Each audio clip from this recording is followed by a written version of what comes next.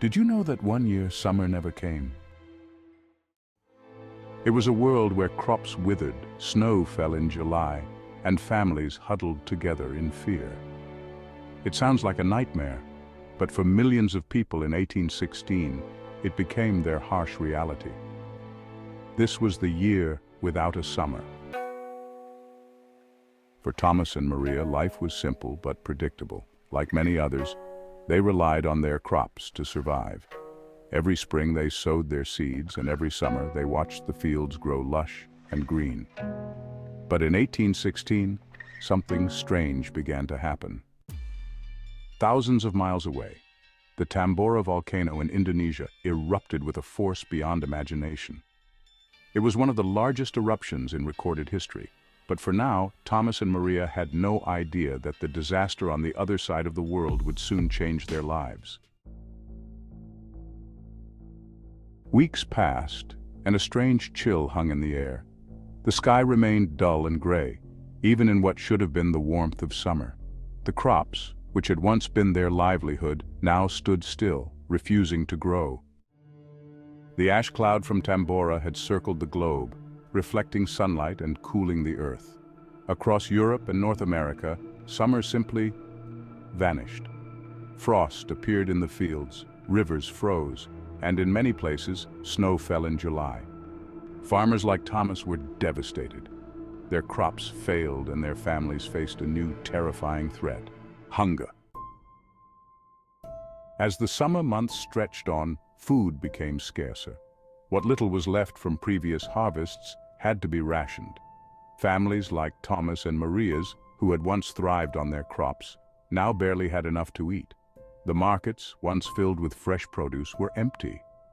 Bread riots erupted across Europe as people scrambled to survive. It wasn't just Europe. In the United States, crops failed as frost hit state after state. In Asia, the monsoons failed, bringing drought and famine to millions. The entire world was facing a year like no other. But even in the face of disaster, people like Thomas and Maria pressed on. They adapted. They found new ways to grow food, bartered with neighbors, and clung to hope that the sun would return. Communities came together, pooling resources to help one another survive. In some places, the year without a summer inspired something different.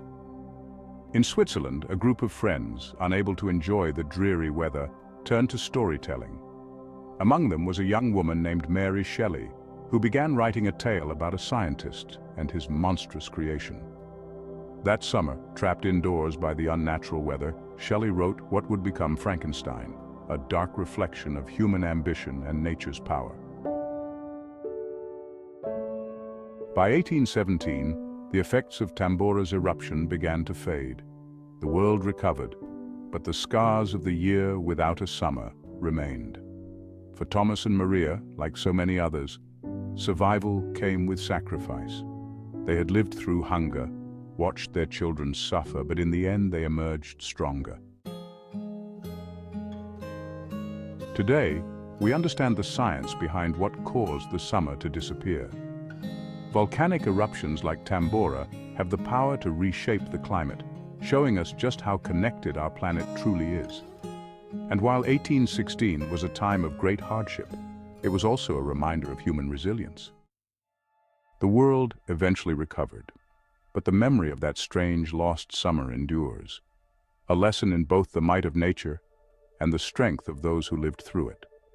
From volcanic ash to failed crops, and from famine to timeless stories, the eruption of Tambora in 1815 left a mark on the world, and on families like Thomas and Maria, in ways we still feel today.